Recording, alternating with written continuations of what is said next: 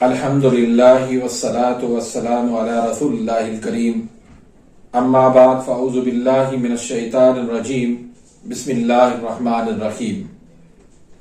محترم ناظرین کرام، محترم بھائیوں اور بہنوں، السلام علیکم ورحمۃ اللہ وبرکاتہ۔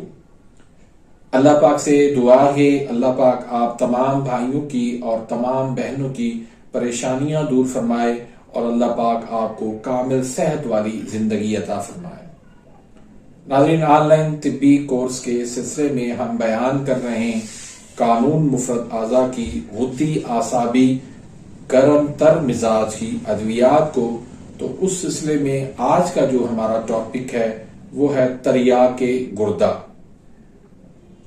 تریاک کسے کہتے ہیں، اس سے پہلی ویڈیوز کے اندر میں بیان کر چکا ہوں کہ ایسی کنڈیشن، ایسی حالت جس کو فوری تبدیل کرنا مقصود ہو یا کسی زہر کو باطل کرنا مقصود ہو تو وہاں پر تریاک کا استعمال کروایا جاتا ہے۔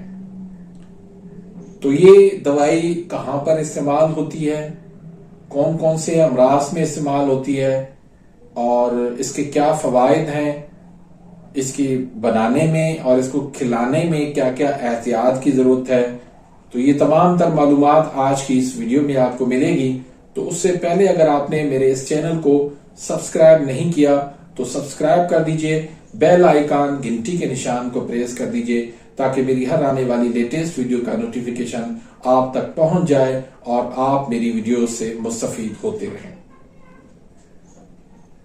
تو سب سے پہلے ہم اس کے اجزاء پہ بات کرتے ہیں، اس کے اجزاء کو دیکھتے ہیں کیا کیا اجزاء ہیں۔ اس میں ہے نوشادر ٹکری 1 تولہ، سہاگا بریاں 1 تولہ، سجی 1 تولہ، کلمی شورا 3 تولہ، الائچی کلاں یعنی بڑی الائچی 3 تولہ، تخم بکائن اور تخم نیم یہ 2 تولہ، سنگ یہود یہ 3 تولہ ہے اور سندانہ مرغ یہ 8 تولہ ہے۔ تو اس کو بنانے کا طریقہ کیا ہے؟ سب دوائیوں کو، تمام ادویات کو آپ نے الگ الگ اچھی طرح سے ان کی صفائی کر کے ان کو پیس لینا ہے۔ تمام دوائیوں کو پیس کر اس کے بعد ان کو آپس میں ملا دینا۔ اگر گھائل کر لیں ان کو آخر میں 1 یا 2 گھنٹے تک تو بہت ہی اچھی بات ہے۔ 1 سے 3 ماشے تک اس کی مقدار خوراک ہے، دن میں 3 سے 4 مرتبہ۔ چاہیں تو اس کی نخودی گولی بھی بنا سکتے ہیں، چاہیں تو پھر اس کے 500 mg کے کیپسول بھی بنا سکتے ہیں یا صفوف ہی اس کو رہنے دیں۔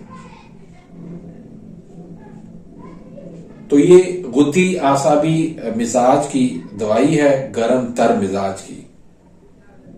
یہ گردے کا درد ہو، مثانے کا درد ہو،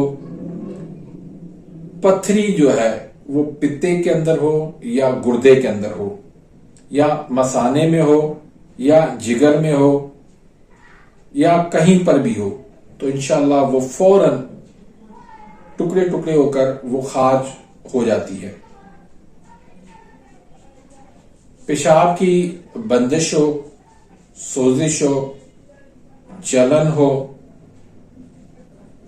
اور پیشاب کی نالی کے اندر انفیکشن ہو یا گردوں کے اندر پانی کی تھیلیاں ہو، تو ان تمام تر علامات کے لیے یہ دوائی کمال درجے کی ہے۔ اس کے علاوہ گردے جن کے بالکل کمزور ہو چکے ہوں اور کام نہ کر رہے ہوں ٹھیک طرح سے، تو ان کے لیے بھی یہ بہت اعلیٰ درجے کی دوائی ہے۔